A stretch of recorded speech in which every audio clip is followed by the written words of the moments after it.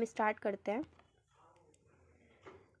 Commerce यानी वाणिज्य, it refers to the sum of total of all those activities which are engaged in the removal of hindrance of person, place, time, risk, finance and information in the exchange of commodities।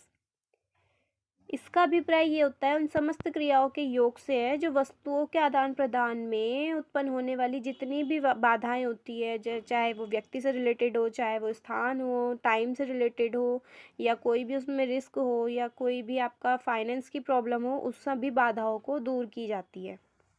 इसमें आपका पहला आ गया production place यानी कि उत्पादन स्थान, उसके बाद कॉमर्स, कॉमर्स के बाद कंज्यूम प्लेस यानी कि उपभोग स्थान, यानी कि प्रोडक्शन से लेके उसके कंज्यूम तक जितनी भी इसके बीच की क्रियाएं होती है वो सब किसके अंतर्गत आती है? कॉमर्स के अंतर्गत आती है। कॉम्पोनेंट्स ऑफ कॉमर्स यानी वाणिज्य के क्या क्या घटक होते हैं? सबसे पहले इसमें आता है ट्रेड, उसके बाद आता है इसमें ऑक्सिलरीज ऑफ ट्रेड यानी कि व्यापार की सहायक क्रियाएं। अब सबसे पहले समझ लेते हैं हम ट्रेड क्या होता है। ट्रेड यानी व्यापार, it refers to purchase and sales of goods और सर्विसेज विद प्रॉफिट मोटिव। यह लाभ के उद्देश्य से वस्तु और सेवाओं की खरीद और बिक्री को संदर्भित करता है। व्यापार का मतलब ये हो गया आप जो भी वस्तु खरीदते हैं उनको उस वस्तु की खरीदना और उसकी बिक्री को ये बताता है कि यानी कि व्यापार का मकसद क्या हो गया? लाभ कमाने के लिए खरीदना और बेचना, किनको? वस्तुओं या सेवाओं को। There are mainly two types of trade. Trade दो टाइप्स के होते हैं, होम ट्रेड और फॉरेन ट्रेड, देशी व्यापार और विदेशी व्यापार। ट्रेड में आपका देशी व्यापार आ गया, विदेशी व्यापार आ गया।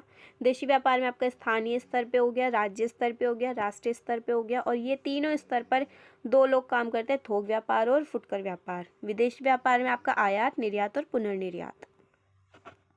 होम ट्रेड क्या होता है? होम ट्रेड वो होता है जब किसी भी एक देश की सीमा के अंदर ही व्यापार किया जाता है तो उसको होम ट्रेड यानी कि देशी व्यापार कहते हैं।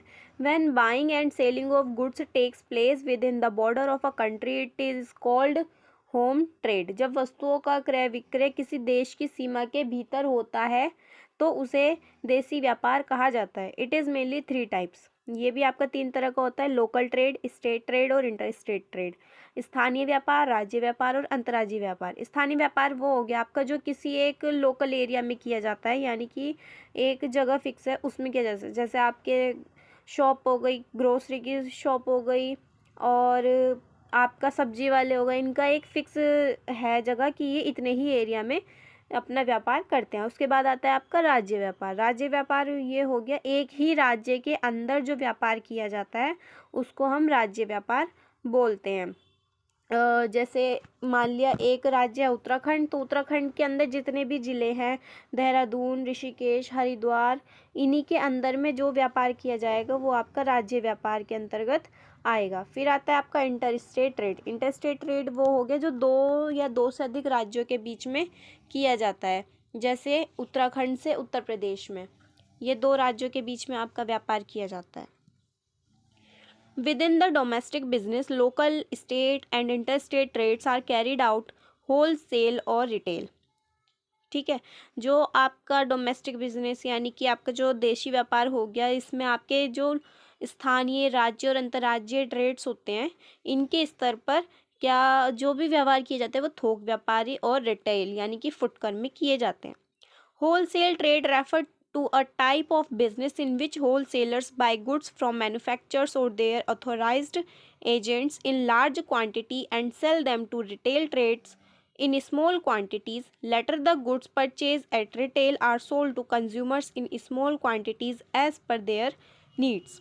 होलसेलर्स क्या करते हैं? जो अपना बिजनेस करते हैं, जो आपके उत्पादक होते हैं यानी निर्माता होते हैं, या फिर उनके द्वारा जो भी उनके एजेंट होते हैं, उनसे क्या करते हैं? बड़ी मात्रा में सामान खरीद लेते हैं। उसके बाद उस सामान को थोड़ी थोड़ी मात्रा में फुटकर व्यापारी यानी रिटेलर्स को बेच देते हैं। अब रिटेलर्स जब थोक व्यापारी से सामान खरीद लेता है, उसके बाद वो थोड़ी थोड़ी मात्रा में जैसा भी आपके कस्टमर्स को, उपभोग करने वालों को जितनी भी ज़रूरत होती है उस उनकी आवश्यकता के अनुसार उनको सामान बेच देते हैं। सबसे पहले आपका मैन्युफैक्चर, जिसने आपका सामान बनाया यानी प्रोडक्ट हमारा तैयार हो गया, उसके बाद वो सामान किसके पास गया, होलसेल वेयर हाउस में गया, थोक व्यापारी के पास गया। थोक व्यापारी से आपका या तो सीधा रिटेल स्टोर, फुटकर व्यापारी के पास चला जाएगा, या फिर बीच में रिटेल वेयर हाउस भी आते हैं, जो उनके एजेंट होते हैं, बीच में मध्यस्थ होते हैं, उनके पास आता है। उसके बाद हमारा रिटेल स्टोर से अलग अलग घरों में वो उपभोक्ताओं तक, इंडिविजुअल हाउस होल्ड तक हमने उसको पहुंचा दिया। अब आता है फॉरेन ट्रेड। क्या होता है विदेशी व्यापार? When business transaction cross the borders of a country and reach other countries, foreign trade is born.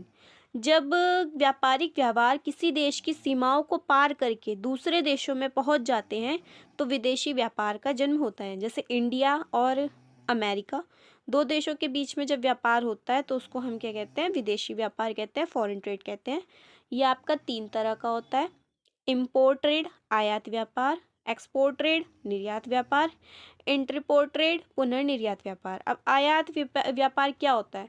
जब एक देश का व्यापारी दूसरे देश के व्यापारी से गुड्स को खरीदता है तो उसको हम कहते हैं कि वो आयात व्यापार किया जाता है। जैसे भारत है, ईरान से पेट्रोलियम खरीदता है तो भारत के लिए वो आयात व्यापार कहा जाएगा, मतलब दूसरे देश से सामान को मंगाना आयात व्यापार में आता है। एक्सपोर्ट ट्रेड निर्यात व्यापार, जब एक देश का व्यापारी दूसरे देश के व्यापारी से दूसरे देश के व्यापारी को गुड्स को बेचता है, उसका सेल करता है, तो उसको हम निर्यात व्यापार कहते हैं। जैसे भारत से चाय और कॉटन के कपड़े हो गए, जूट हो गया, इन सब का जो भी सामान होता है वो दूसरे देशों में भेजा जाता है, दूसरे देश के लोग खरीदते हैं, तो उसको हम क्या कहेंगे, वो एक्सपोर्ट ट्रेड होगा। यानी कि दूसरे देश से सामान को खरीदना इम्पोर्ट यानी आयात ट्रेड, और अपने देश से दूसरे देश में बेचना एक्सपोर्ट ट्रेड यानी कि निर्यात व्यापार होता है। इंटरपोर्ट ट्रेड यानी पुनर्निर्यात व्यापार वो होता है जब एक देश द्वारा गुड्स किसी दूसरे देश से इंपोर्ट करके किसी तीसरे देश को एक्सपोर्ट कर दिया जाता है, तो उसको हम पुनर्निर्यात व्यापार कहते हैं। मतलब जैसे एक देश से हमने सामान को खरीदा और उसको दूसरे देश में बेच दिया, यानी कि इसमें 3 देश हो गए, 2 देश के बीच में एक देश अपना मिडल का काम करता है, मिडल मैन का काम करता है।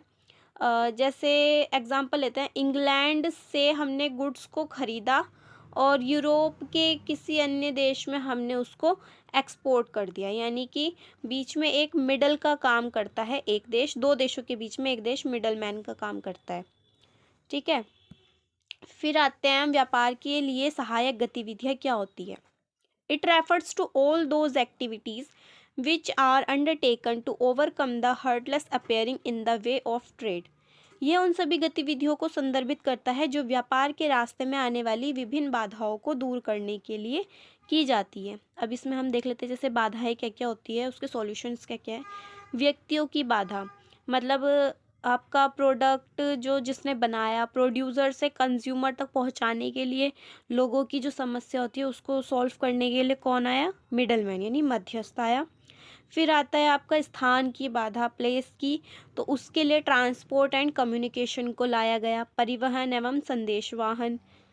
उसके बाद आता है समय की बाधा, टाइम की, तो टाइम के लिए हमारा वेयर हाउसिंग आए। जैसे आपकी फसलें होती है तो फसलों को उगाने में उसको टाइम लगता है, तो जो भी वो पीरियड होता है उसको फिर जब फसल पूरी तैयार हो जाती है कट के उसको स्टोर करके रखा जाता है, तो उसमें हमें वेयर हाउसिंग की ज़रूरत होती है, तो वो टाइम की हो गई।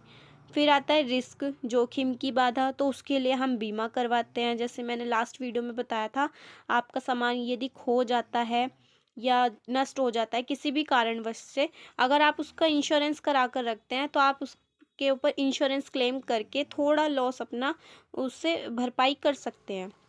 उसके बाद आती है वित्त की बाधा यानी कि फाइनेंस, उसके लिए बैंकिंग उसका सॉल्यूशन है। सूचना की बाधा, इंफॉर्मेशन कैसे दें, तो उसके लिए आपका एडवर्टाइजिंग यानी विज्ञापन आता है। तो ये थी व्यापार के लिए सहायक गतिविधियाँ।